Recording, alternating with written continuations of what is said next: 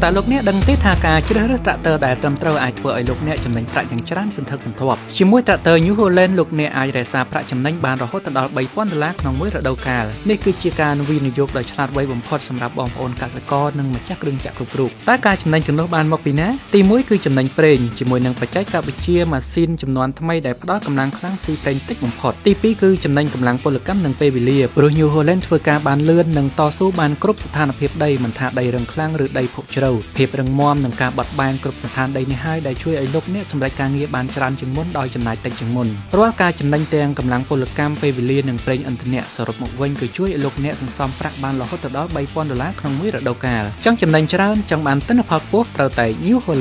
Holland ខ្លាំងពិតធន់ពិតចំណេញពិតតំណែងមកឥឡូវនេះដើម្បីក្លាយជាម្ចាស់ត្រាក់ទ័រមួយនេះ